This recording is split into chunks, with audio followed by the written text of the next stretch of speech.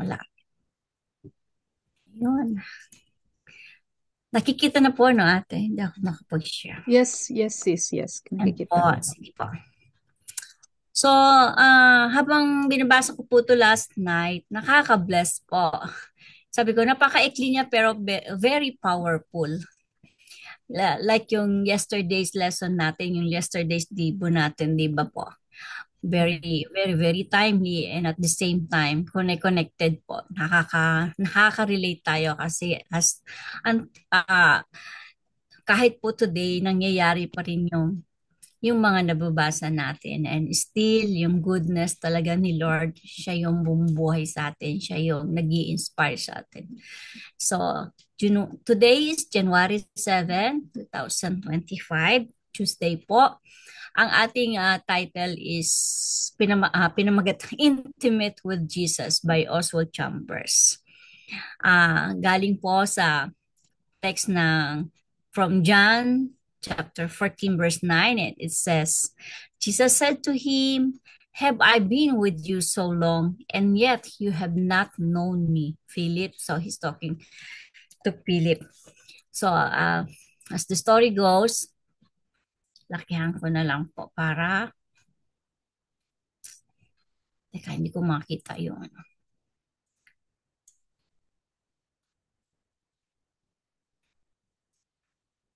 Hindi ko makita yung view. Pababa sis, sa pinakababa. No, hindi yan. Teka po, teka. Yan. Nakaano kasi yung, ito na lang. Yan. Yan Yan. po. Sige po. So, next po, ito. So, sabayan nyo na lang po ako while I'm reading. Yan. So, these words were not spoken as a rebuke, nor even with surprise. Jesus was encouraging Philip to draw closer. Yet the last person we get intimate with is Jesus. Bakit nga ba sometimes madalas ang nangyayari kapag ka nasa ang tao kapag ka nasa alanganin na yung nangyayari sa buhay is doon tumatakbo kay Jesus, di ba po? So before Pentecost, the disciples knew Jesus as the one who gave them power to conquer demons and to bring about a revival. So sabi nga po, kung mababasa natin sa Luke 10:18 to 20, nandoon po yung istorya. So it was a wonderful intimacy, but there was a much closer intimacy to come, sabi. Sabi doon, I have called you friends in John 15:15.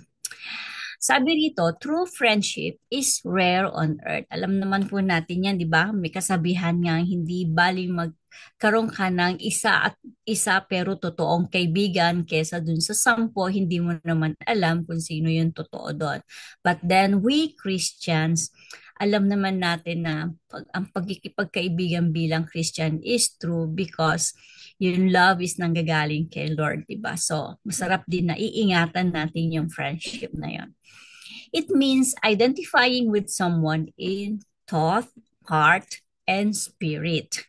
Nadidiscern natin yun. So, the whole experience of life is designed to enable us to enter into this closest relationship with Jesus Christ. Di ba po may kanta, I have a friend with Jesus. What a friend we have in Jesus. Masarap siyang maging kaibigan. Hindi natin nakikita pero nararamdaman, 'di ba? Believing the unseen. So we receive his blessings and know his word. But do we really know him? Yun po yung tanong dito na do we really know him? Or nilalapitan lang natin siya pagkailangan? Or kilala lang natin siya pagkakailangan natin siya? Pagka-need natin siya sa buhay natin siya, di ba? Sometimes this question is, pagka tinanong sa atin, parang ang lakas ng dating. So Jesus said, it is to your advantage that I go away.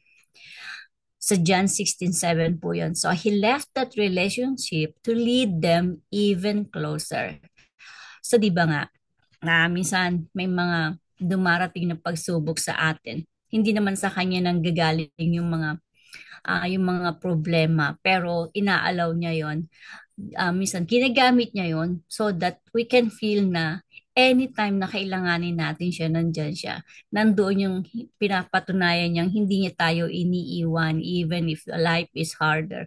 Hindi niya tayo pinabayaan. Tumawag lang tayo sa kanya, di ba? So, it is a joy to Jesus when a disciple takes time to walk more intimately with Him. The bearing of fruit is always shown in Scripture to be the visible of result of an intimate relationship with Jesus Christ. Nasa John 15, 1 to 4. Tayo po mga Kristiyano, ito yung pinagpipray natin, yung maging more intimacy to Christ, diba? So to know Him more deeper and deeper. The more we know Him, the more na nagiging intimate tayo at the more na mas lalo natin siyang nararamdaman. And once we get intimate with Jesus, we are never lonely and we never lack of understanding or compassion. Amen to this. Alam ko naman po na naramdaman at naranasan na natin to at alam natin this is proven and tested na sa ating buhay Kristiyano. We can continually pour out our hearts to Him without being perceived as overly emotional or pitiful. The Christian who is truly intimate with Jesus will never draw attention to himself, but will only show the evidence of a life where Jesus is completely in control. Di ba nga po sabi sa dito, relax ka lang, sagot kita, di ba? Christ is in control. Pagka sinabi natin Christ is in control, it means we are entrusting everything unto Him and we trust Him fully.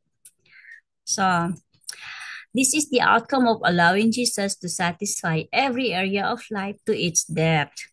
The picture of resulting from such a life is that of the strong, calm balance that our Lord gives to those who are intimate with Him.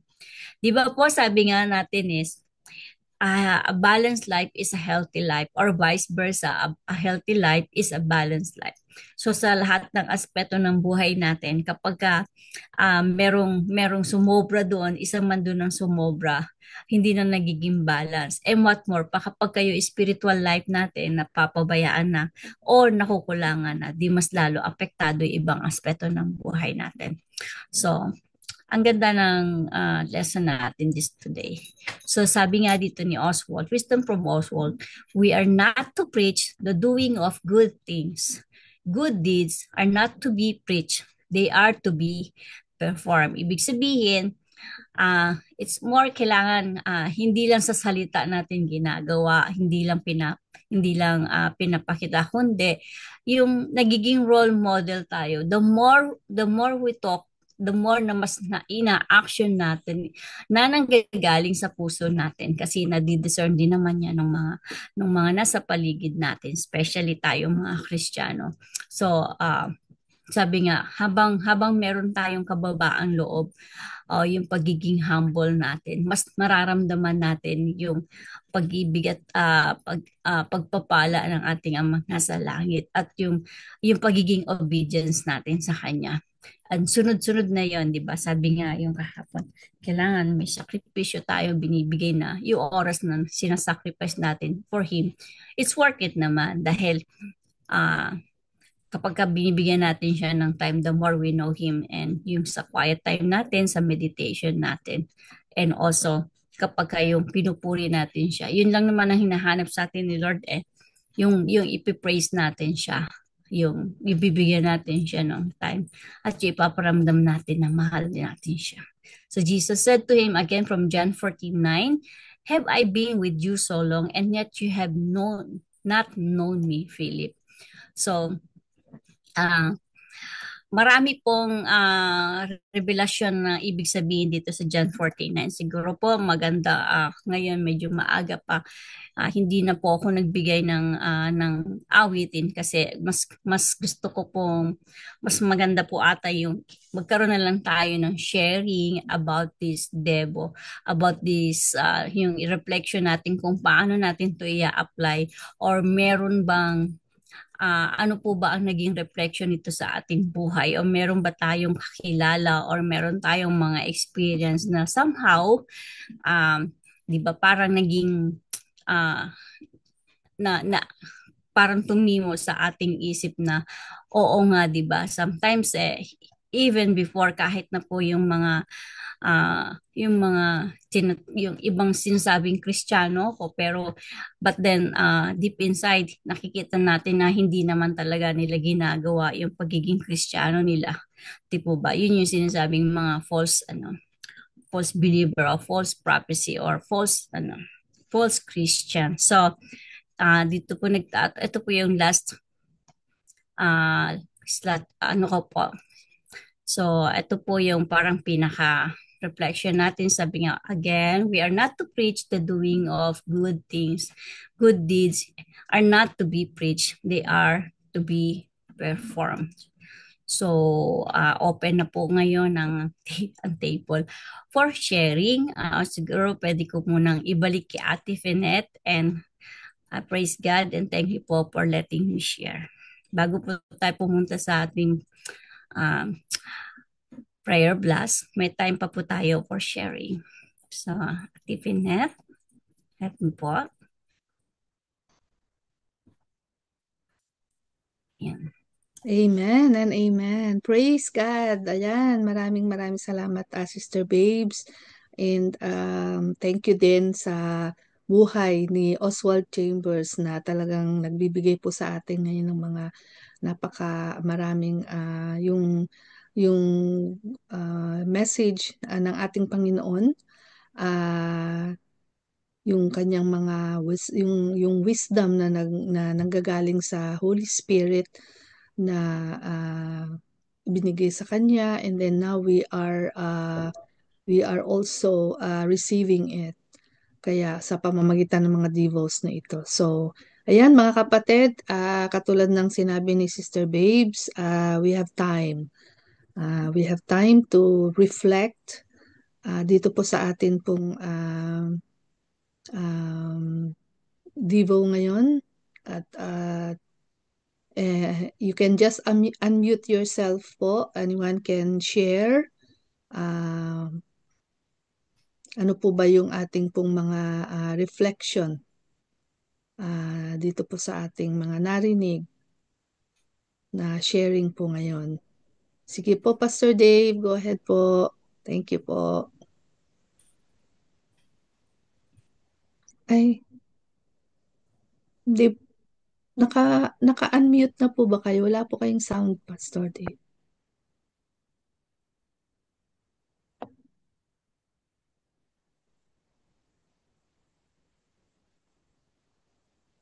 Wala po kayong audio, Pastor.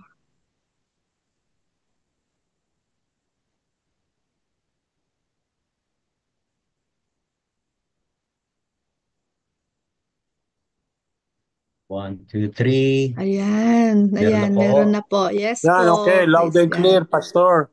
Kaya Right. po.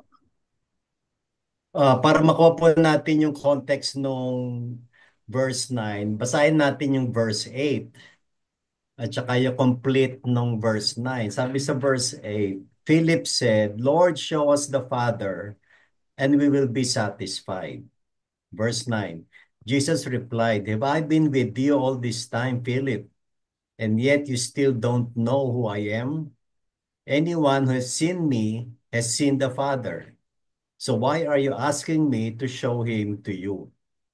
So ito po yung context ng message natin na marami nga kasi yung tinatanong ni Philip, show us the Father. Kaya sabi ni Jesus, kung nakikita mo ko, nakita mo na rin ang Diyos Ama. Kasi nga si Philip ang gusto niya direct manifestation ng God the Father. Pero sinagot siya ni Jesus na you don't have to see the Father in flesh because you are with me. Ni-reveal na through Jesus Christ. Kaya ito ay china-challenge po tayo dito na being followers of Jesus Christ, we have to have a deeper understanding of who Jesus is. In practical application, there is a difference between acquaintance and knowing personally.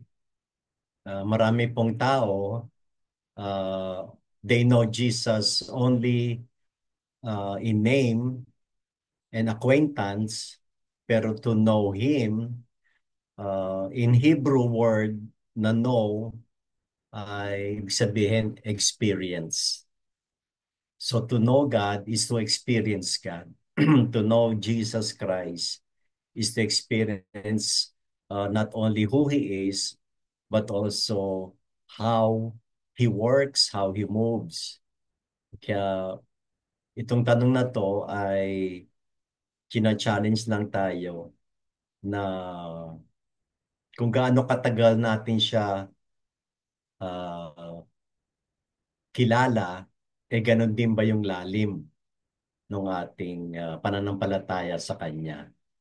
Um, pero itong tanong ni Jesus, have I been with you so long? So, itong so long na to ay for them, 3 years, almost 3 years sila magkasama ni Lord.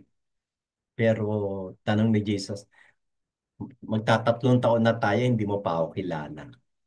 So, ang nakikita ko ay hindi talaga naging intentional si Philip to know Jesus while he is being with him.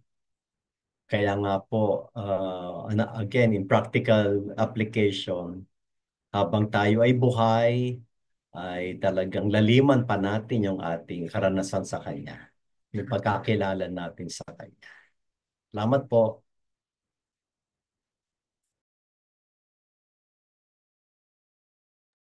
Amen, amen. Amen po.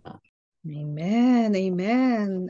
Thank you po, Pastor David, for that yung additional yung sa context po nitong verse na ito na atin pong tinutunghayan ngayon. Salamat po. And for the sharing din po. So, sige po mga kapatid, anyone else who would like to reflect or share? Yan po, dito po sa ating scripture o dito po sa devotion na atin pong narinig. Or if there's anything po na nililid tayo ng Holy Spirit to share right now, just go ahead and unmute yourself.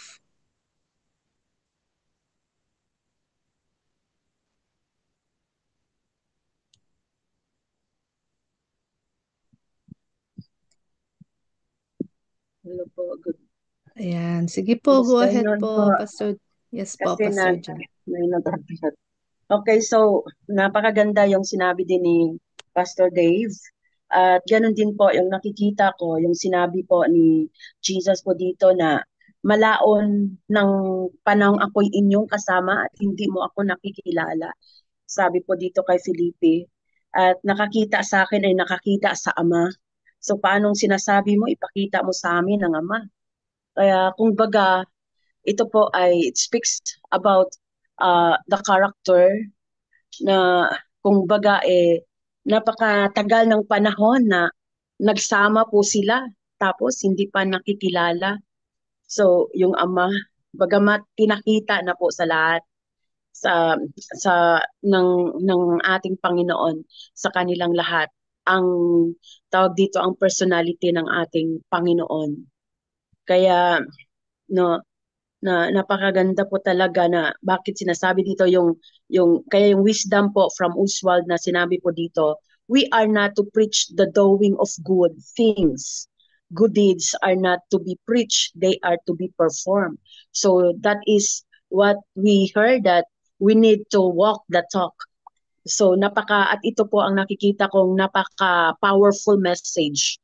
Every time we talk, every time we preach the word of God, yan po ay bunga ng ating application ng in-apply natin. Kaya napakasarap po na talagang nagdi-devotion nag-meditate ng Word of God at in-apply kasi at bago po i-preach kasi yun talaga ang pinaka-powerful message po. Kaya dyan po natin makikita yung context po nitong John chapter 14 verse 9. Yan lamang po, Stephanie. God bless. Amen. Amen. Maraming Hindi pala ako salamat. naka-open.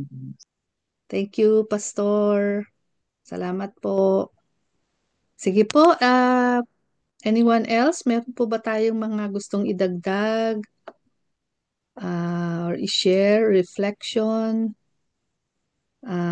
Anyone is welcome po to unmute.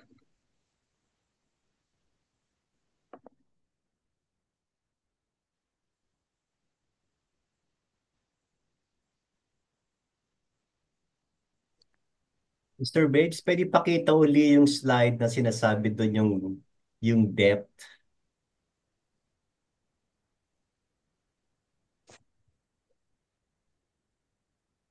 May binanggit na yung lalim eh. I think that's The one before yata nung reflection, sis. Yan, yan. Yan po. yeah. This is the outcome of allowing Jesus to satisfy every area of life to its depth. Yun. Palagi ko hindi na panahon para shallow yung karanasan natin sa Panginoon. No? Kasi we are living in a time na ang temptation is just to be complacent and not to take our relationship with God seriously. Yung message kagabi ni Pastor Girlie sa Windwatch, no, yung problem kung bakit hindi natin experience extraordinary greatness because of the problem of the world. Kaya, again, challenge sa atin na we should not be contented of knowing Jesus in a shallow level, kundi talagang up to 8 step talaga. Yeah. Kaya nga, it takes intimacy. And to be intimate with God is intentional. It's a decision talaga eh. No, hindi pwedeng okay, ako na lang magiging close para sa iyo. Hindi pwede. To be close is intentional and we should be decisive. Salamat po. Amen, amen. Amen. Parang nga pong ako po habang binabasa ko nga po yung scripture, sis pakibalik doon sa scripture po yung sa reflection sa wisdom. Ayan, thank you po. So, parang sabi ko, ano kaya kung ako yung tinatanong ngayon ni Jesus? Yung tanong na yan, like kaharap ko siya at tinatanong niya sa akin, have I been with you so long and yet you don't know me? So, parang sabi ko, Lord, bakit po tatanungin sa akin yan? Yung mga ganun ba? Yung mga laro sa isip ko. Sabi ko, ano kaya yung mga reasons ni Jesus? Bakit niya tatanungin sa atin yon? May nakikita ba siya sa buhay natin na, na nag-impress sa kanya na ano kaya yung sagot? Parang ganon. Parang sabi ko nga, inaisip ko tuloy, sabi ko, ilang taon na ba kitang kilala, Lord? Kasi yung marami sa atin, meron na mga 30 years, 'di ba? Mula nung I've known Jesus for 35 years, for 30 years, yung mga ganon, 'di ba? And yet, tatanungin kaya sa atin ni Lord itong tanong na ito na you've known me for 30 years or you have been, and yet parang may question ba? May makikita kayang questionable sa atin ang Panginoon. So, totoong sabi ni Pastor David, it's a challenge. It's a challenge to us na, Lord, Meron bang maipipintas sa atin ang Panginoon kung titingnan niya yung buhay natin? Kung sasabihin ba sa atin ni Lord ito? Tatanungin ba niya sa atin ito? So siguro it's also time to reflect and to search. Search, ask the Holy Spirit to reveal to us kung ano ba yung maaari nating parang kung sakaling tatanungin sa atin ni Jesus itong tanong na ito. Parang yung reflection na iniisip ko nga I think there was in devotion natin, hindi ko alam kung pang ilang araw po yun, kay Oswald Chambers din, mula nung nag-start tayo ng devotionals kay Oswald Chambers, mula nung January 1, hindi ko lang maano kung anong araw yon, pero parang meron tayong pinag-aralan na yung atin po bang, kasi yung parang yung nadodraw tayo kay Jesus, uh, sometimes because of yung kung ano yung mga ginawa niya. Diba katulad ng katulad nga nitong, kaya I believe yung mga disciples ni Jesus, they were with him for 3 years throughout his ministry. Kasi kasama nila siya, like considering siguro 24/7 magkakasama sila. Sa araw, sa gabi. 'Di ba? Parang ano na yung bang lahat nakita nila kung ano yung mga ginawa ni Jesus. So, I believe there is that element of, na-draw sila kay Jesus. They were drawn to Jesus. Tapos nakita nila kung ano yung ginagawa ni Jesus. He healed the sick. He delivered people from demons. Lahat ng mga miracles, yung mga miracles na pinerform niya, nakita nila yon.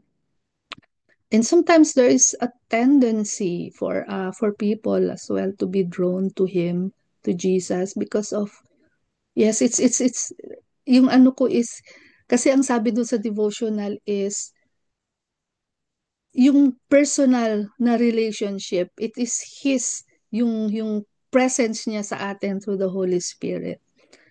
Yes, it's true na yung mga ginawa niya, no.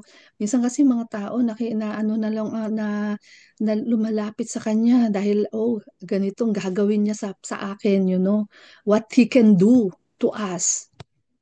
Mga things na yung mga tangible, visible, yung nakikita. Pero I think yun nga yung depth na sinasabi, it's the deeper things, the things that are unseen. Paano ba to? The settings will be all participants can share. Opo, Ate Pinet, kasi Ay, naalala ko yung hymn na Do You Know My Jesus? okay po. Yes, yes. Yes. I Sige would like po, to ayan. share, the hymn mamaya. Sige po. Yan. Okay po, Pastor. So yun po yung sinasabi ko, yung depth. Kasi yun nga, pwedeng maging mababaw kasi yung nakikita natin kay Jesus, 'di ba? We see him as just someone who does things, who yung nakikita lang talaga natin. Pero that is, yung faith is really for the unseen, hindi ba? Yung there is something na ginagawa niya sa buhay natin na kung minsan ngayon hindi indescribable, sabi nga, hindi natin talaga, but I think that is what he wants. It's a relationship so intimate na talagang it comes from within. And that is the one that will truly yun nga yung transformation, everything else comes out of that kind of relationship. So, yun po, I don't know if I'm making sense, pero I hope you get what I mean. Yun po. Thank you for letting me share. Sige po, anyone else po na nais? Ate Finet, good morning Yes, po. Good go morning ahead sa po, lahat. Sister May. Well, nag-sharing po kayo at saka nakita ko po yung um, yung parang pinaka-reflection po, though na late po ako, pero parang based on sa mga sharing, naisip niyo po mga previous lessons natin. Ako naman po, naisip ko din po yung previous na shinare ko po yung about kay Oswald, yung the life of power to follow. Yung kay Oswald Chambers po na naalala ko lang po yung sa shinare ko yung about sa Matthew at saka about sa John, yung about kay Peter na ah, yung in-invite siya ni Jesus na follow me, and then he denied Jesus 3 times, but then Jesus invite him again, follow me. Yung sharing ko po doon is yung sa about sa um saan ba yun? Hanapin ko po.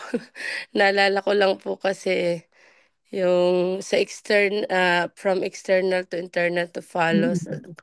Yung sabi dito, when Jesus first called Peter to follow him, it was an external act of obedience. Peter left his fishing nets and followed, captivated by Jesus' presence, but this following didn't yet involve deep surrender. So yun nga, yung ano ko doon, yung for many of us, this is how our walk with Jesus begins with, we're drawn to Him and we follow out of excitement. But as time passes, we realize following Jesus requires more than action. It requires more than action, but it requires our heart.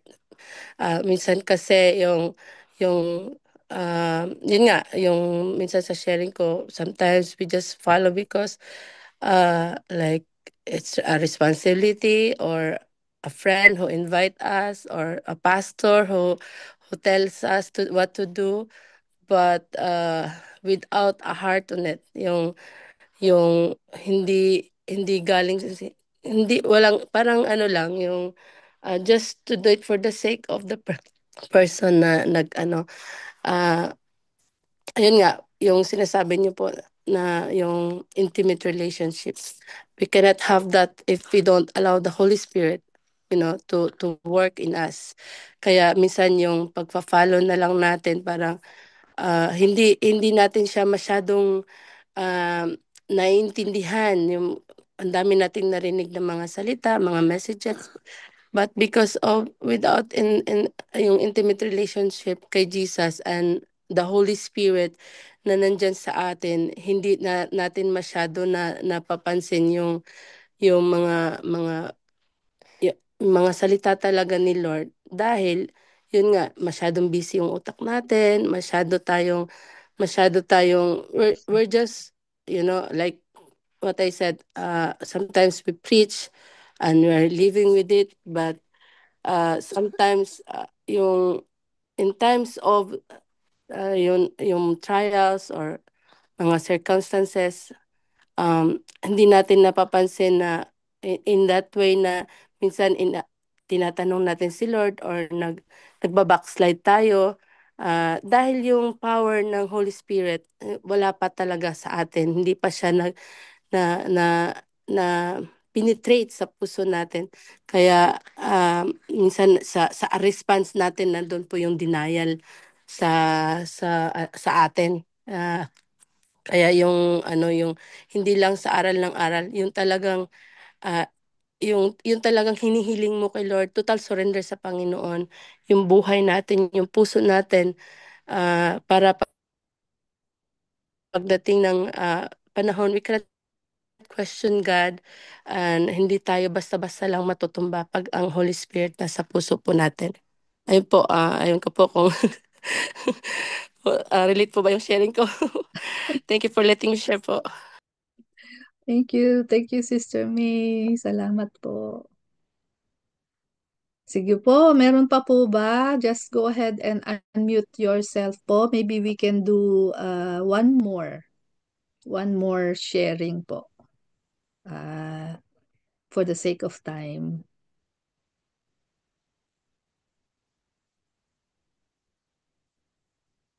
Anyone else?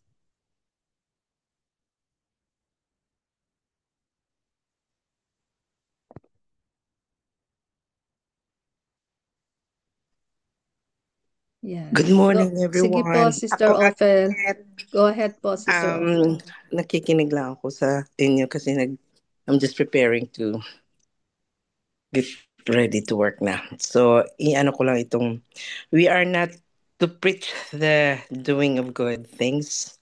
Good deeds are not to be preached. They are to be performed. I always heard this from Mr. Pastor Bidamay. Walk the talk. Di ba? We will not just preach it, but we perform it ourselves, especially tayo as a believer. They need to see Jesus to us, on us, because Jesus in us and for us, and He is in us. So, when we want to share Jesus, they need to see Jesus in us, diba? So we will not just like say it, but we have to perform it as well as a believer. And sa ilang taon na rin tayong nagsasama dito, ilang taon na rin we're studying about Jesus. The relationship we have for him is getting deeper and deeper and better because we share it, we encourage each other because that is what Jesus wants us to do. And then as we go out in outside our home, our workplace, our church, that's where we see ourselves. Are we really doing what Jesus wants us to do? Um, yung example ko lang sa Bible na inaano na share natin at nababasa din natin. John, the book of John. Oh, he always says that the disciples whom Jesus loved. So I thought it's all the disciples saying that Jesus loves John, but you can only find it in John's gospel. So if you see John, um, he always say the disciples that whom Jesus loved. Right. So when Jesus was already in nasa cross na si Jesus, he was already crucified and everything. John was there. Sinabi ni Jesus, John, here is your mother. And si Mary, what that Jesus meant. And so nagiging nandoon si John. Unlike Peter was when they were in the ministry with Jesus, when Jesus told them that they will take him away, that this is what they're gonna happen to Jesus. Ano sabi ni Peter? Peter will say, nobody can take us away, patayin ko sila, ganito, ganyan. So Peter was boasting his love for Jesus. But when you see when Jesus was already on trial, what did Peter say?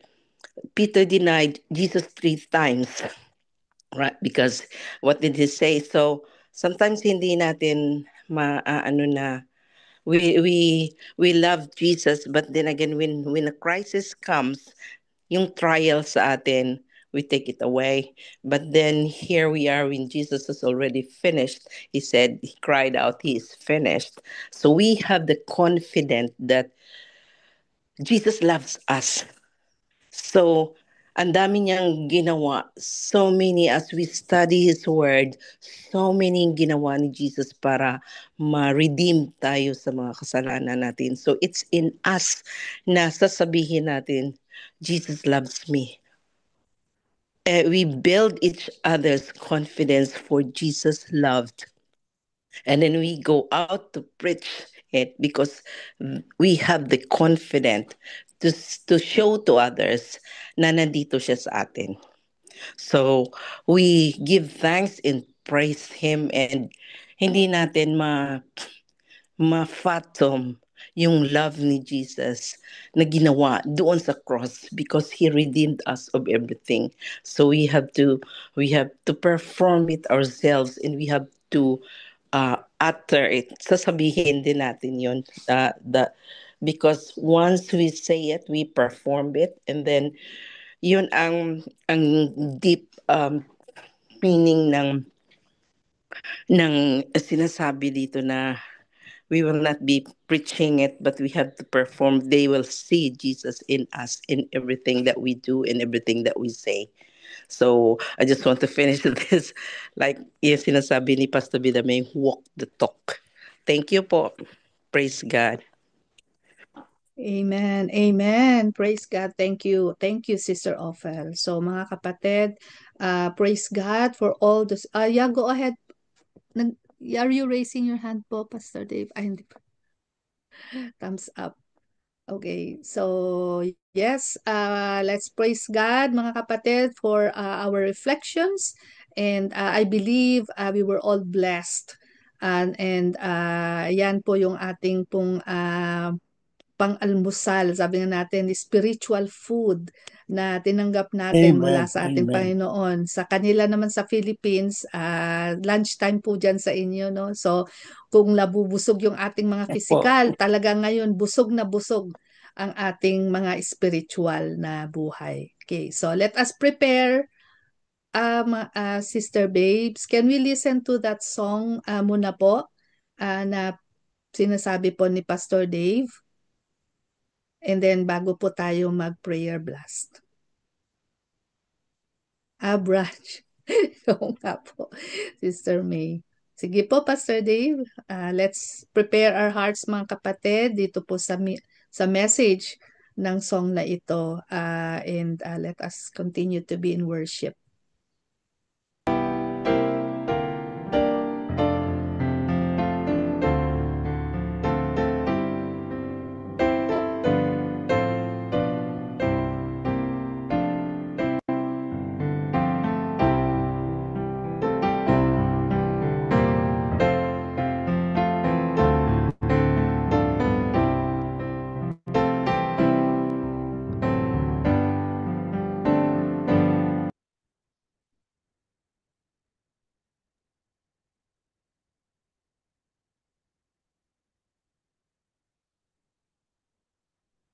Sorry po, wala pong lyrics.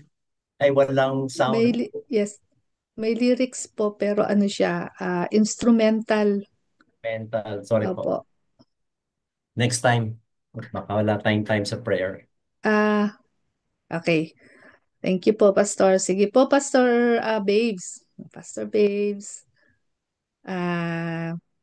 Pangunahan po tayo sa ating prayer blast. Thank you po. Yan po. Yan. Ayan po, nakikita na po, ano? So sabi nga po, dadako na po tayo sa ating prayer time, sa ating prayer blast. Lagi po pinapaalala sa atin na anuman ang ating kinakaharap, anuman ang ating kalagayan sa buhay, masaya, malungkot, maligalig, or may mga pinagdadaanan, still ang blessings ni Lord nasa atin pa rin hanggat humihinga tayo.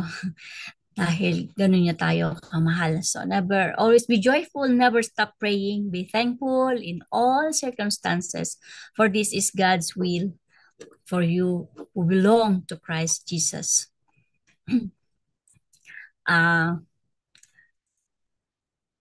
Sabi nga dito, happy moments, praise God. In difficult moments, seek God. Quiet moments, let's worship God. Meron mang painful moments, let's trust God. In every moment, thank God. Ganun natin dapat siya kakilala. Dahil He is our all in all. So, sa prayer of adoration po natin, nakita po natin sa ating mensahe kanina kung sino talaga si Lord. Kilala nga ba natin siya? So, sabi nga, he is the one na He is our all in all, unbelievable, unique, and nag-iisa lang siyang Diyos. Diyos na buhay na kumikilos sa puso natin. So, bigyan po natin yung moment na to na i-praise ang pangalan niya, itaas ang pangalan niya, at give Him the adoration na nararapat lamang sa Kanya. Sige po mga kapatid, yung pwede pong mag-unmute, you're able pong mag-unmute. Just take a moment, a minute to praise Him, to give Him the most adoration in heaven. So, sabay-sabay po tayo. We We adore adore you and you give you and give you praise. praise. All All honor honor be to Honor be you. may the May the most most precious precious precious blood blood blood that that pours pours pours out out from the from the sacred sacred sacred head head head of of our Lord our Lord Lord Jesus, Jesus Jesus Christ, Christ, the temple of temple of divine temple of wisdom, divine wisdom, tabernacle of divine tabernacle of knowledge, and divine planets of knowledge, heaven sunshine and of heaven sunshine and of over heaven and us earth, over now us over now. us now and and forever. forever. Amen. Amen, amen, amen pa. Sa ating pong prayer for sickness and healing, sabi ko nga po kanina lagi kong iniisip na sa lahat ng aspeto ng buhay natin, napaka-importante ng spiritual life natin. So, kailangan pong i-balance natin ang ating ah dito. Ang healthy life is a balanced life, but then lagi nating ipa-priority yung spiritual life natin dahil kapag ka ang spiritual life natin is medyo bumaba, apektado po ang lahat.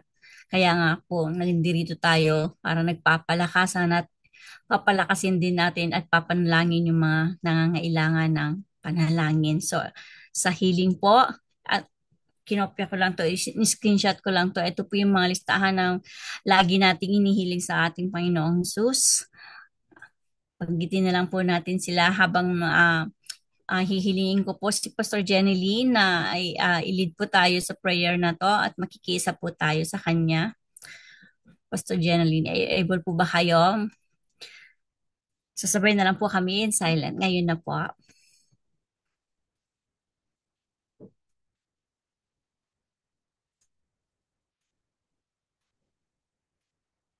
Pastor Jenny Lee.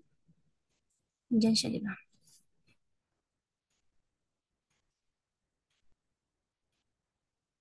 Naka-mute po kayo.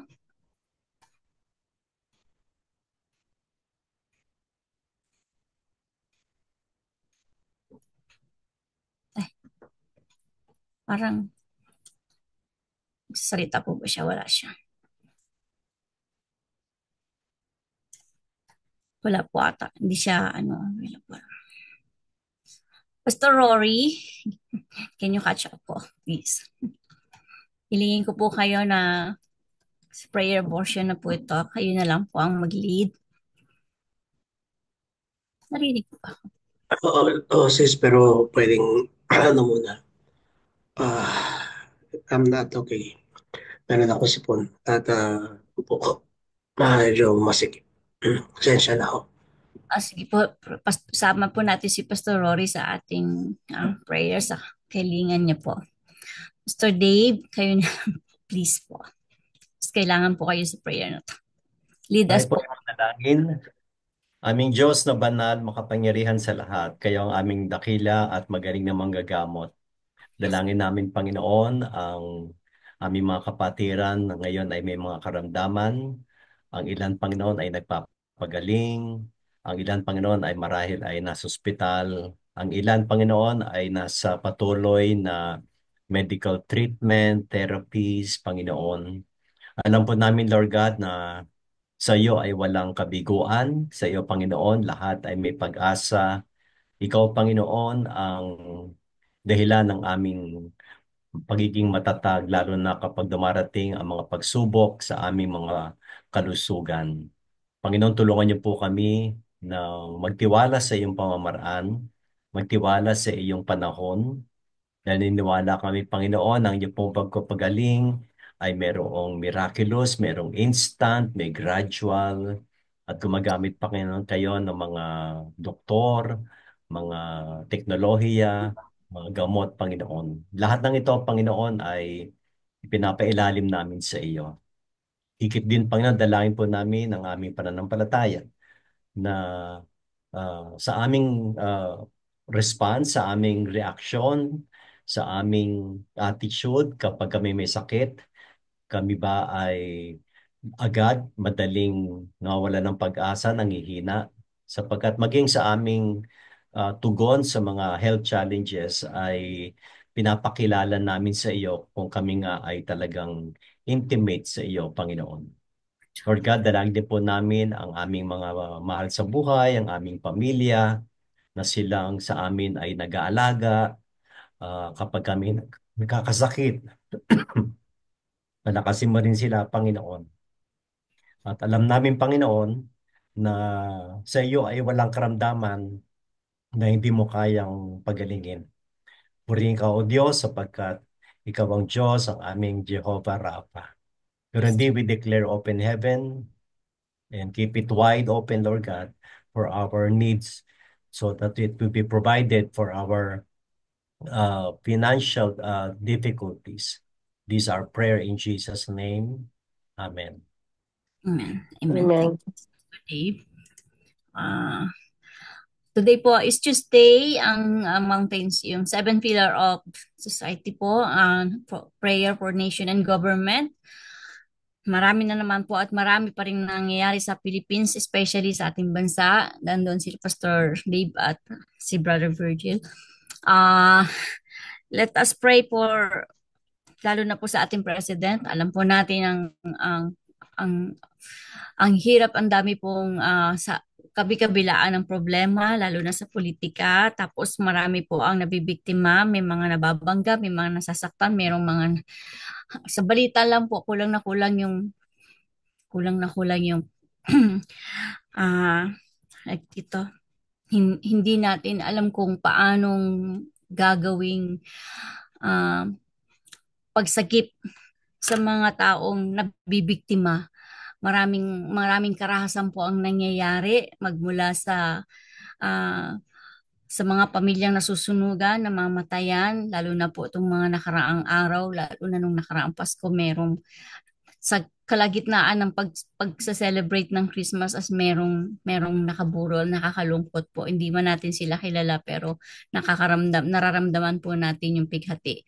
And also, tuloy pa rin ang mga problema, yung mga nababalitaan natin sa TV. So, alam po natin marami pa. And also around the world, marami pa rin mga conflict, yung mga sa Middle East, hindi pa rin po natatapos. And sa panalangin po, walang imposible. Kaya tuloy lang po natin ang panalangin para sa buong mundo na to at yung mga nangyayari pa na alam natin na matitigil din to kung ano man po yung mga hinihiling nating katahimikan, yung pagkaunawaan, yung pagiging, yung understanding, yung pagbibigayan, at yung peace na gusto natin na minimithi din natin. So let us all pray for this. Can I ask po Brother Virgil to pray for this? Sasama po kami makikiisa po kami sa inyong panalangin. Salamat po.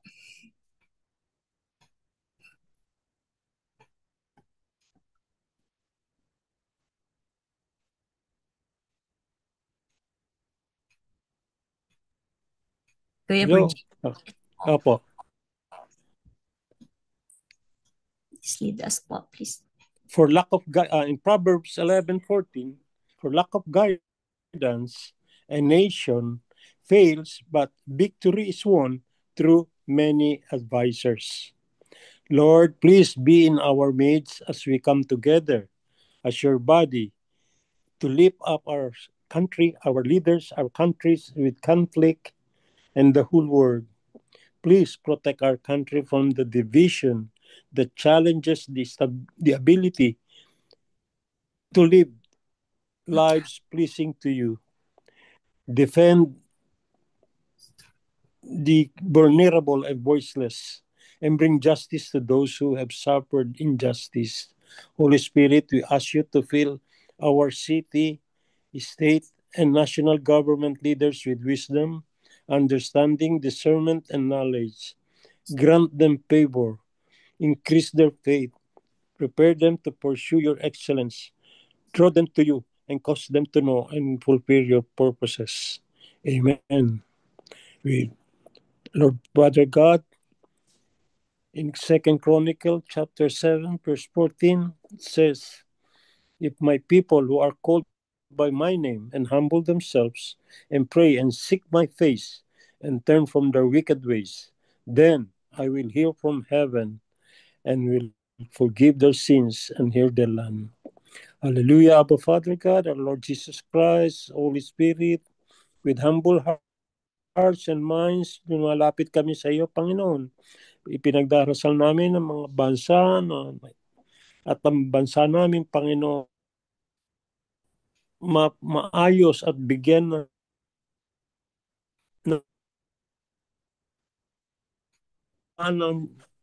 give peace a chance, O Lord God. We are praying that you will be with us, O Lord, and you will be with those leaders, O Lord. Give them wisdom and knowledge, as you have said, and that they may know what decision to make, O Lord. Lord, we are grateful for our president, O Lord, that he was able to listen to Pastor Tanchi, that he listened to your voice, O Lord, and now he is doing things that will glorify you, O Lord Jesus Christ. Likewise with those countries in the Middle East, in Iran, in Israel, Syria, everywhere, O Lord, in the Middle East, that they may have a leader, a good leader, a religious leader that will acknowledge you, O Lord our God, that you are the sovereign God, that no other president or whoever can defy or will not follow you, O Lord God. Lord Jesus, we pray for our country, O Lord, and the people that we have, the leaders of our country, O Lord, the senators, the secretaries of departments, O Lord. Give them knowledge, wisdom also that help is very important. It that help to those needy, to those being persecuted unjustly, O Lord, those poor people, O Lord. And also we pray for our vice president that they may be able to resolve the conflict with our president, O Lord, that our country must be a peaceful one, O Lord, and always acknowledge your presence in our countries, O Lord, in our country, because we know that as I have read, O Lord, Philippines is the Israel of the Southeast Asia, O Lord, that you love our country so much that you will not create any chaos or war or whatever, especially with this China, Lord. Touch the leaders of this country, China, Lord, that they may not interfere in our internal affairs, O Lord God. We pray that each and every one of our citizens be fruitful in their work and in their undertakings, O Lord. We ask this in your precious name. Amen. Amen. Amen, amen. Thank you po, Virgil. Next po, pagsamasamahin po natin ang ating puso at isip na ating puso at ang ating panalangin. Lahat na lang po tayo, mag-admit po tayo. Alalahanin natin ang ating pamilya, ang ating pinagmulan, lahat po ng ating mga kakilala, ang mga extended family, mga apo, mga anak, malalayo sa atin, mga kaibigan. It's time na to reach them through prayers. Maski po yung mga ninong at ninang natin, mga tito, tita, mga lolo, lola, lahat po yan, alalahanin natin kasi sa sobrang dali ng araw, ng panahon, minsan nakakalimutan natin sila. So, isama po natin sila sa panalangin. Sabay-sabay na lang po tayo.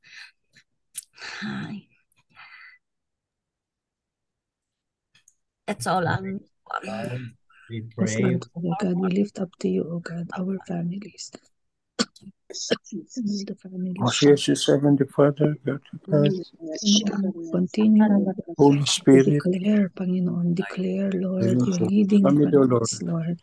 I'm grateful and Heal thankful. our relationships, O God. Heal our Elders Gate, O Lord, that we were back here family dynamics, Panginoon, and family safe and affairs. sound and protected by your Only holy in our hand, O Lord biological Jesus. families, but also in our spiritual families. The work given to Near my or daughter, O far, Lord, God, help us, for the Panginoon, Lord, to and be more grandchildren, O Lord, compassionate, to be and more my cousins, understanding. everyone, my brother Humility, in Panginoon, remove USA, O the Lord, spirit bless of them, pride and my and give us, sister at the Panginoon, Olivers, and my oneness, nieces and nephews, O and Lord, love mo, all of Panginoon, our na members of the nag-overflow, family. God, sa And bawat I'm praying also for isang membro my ng family in daybreak, Thank you, Lord. O Lord. Jesus' Everyone name. who is there Amen. in this platform, bless each and every one of us.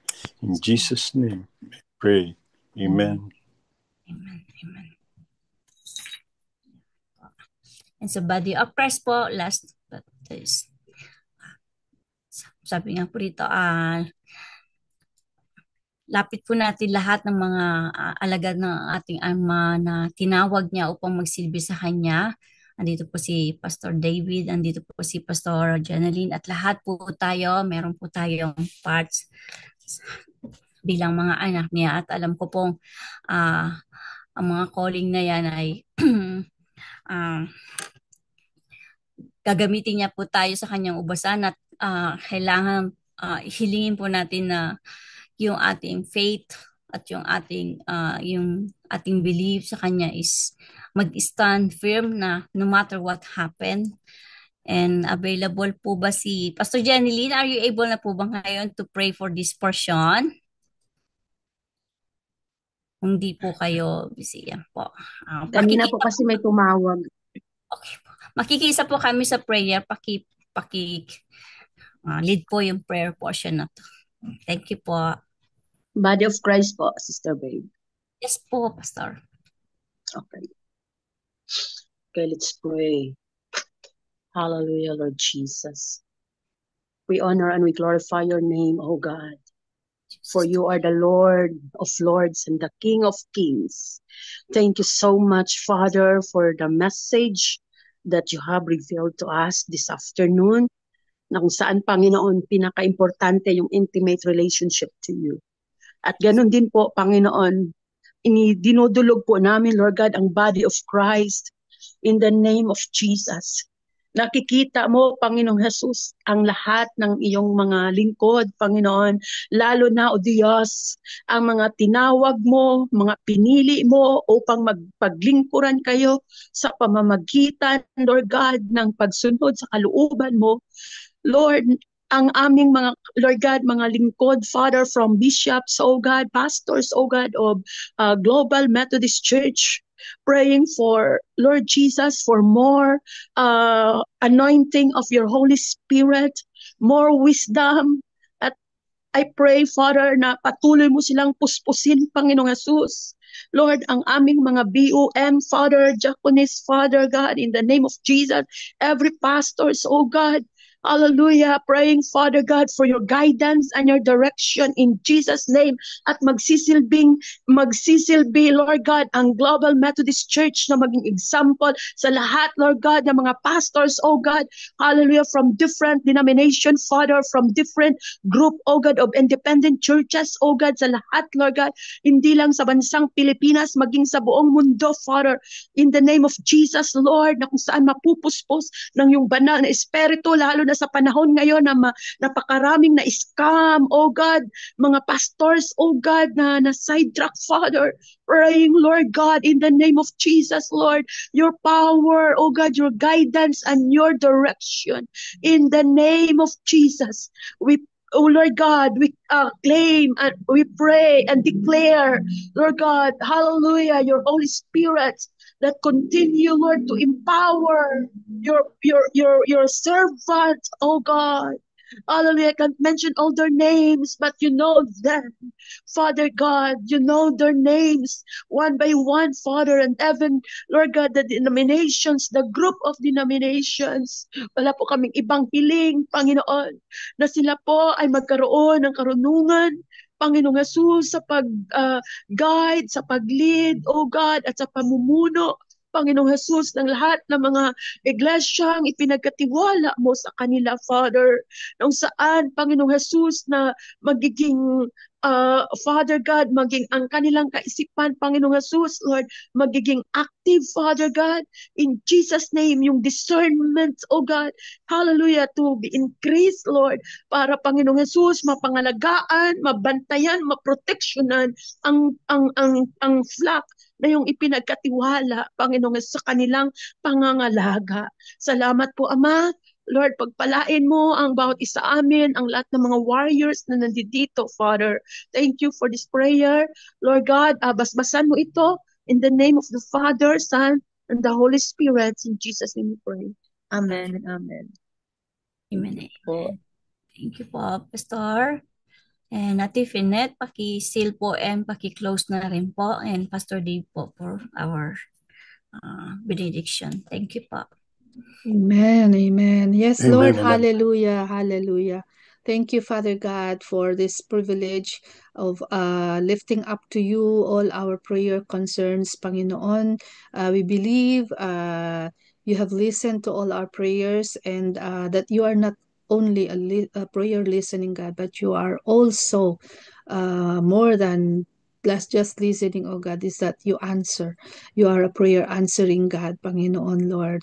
And so, Lord, all these prayers that have been uttered, we seal them now with the powerful blood of Jesus, by the power of your Holy Spirit, believing in faith, oh God, that you have sent your holy angels with the bowls, Panginoon, to collect all our prayers, oh God, deliver them to you, Panginoon, and now you are now mobilizing as well mga angels mo, O God, to deliver to us the answers to our prayers according to your will, according to your ways, and according to your perfect time. And so, Lord, we say yes and amen, and we thank you in advance for your answers to our prayers.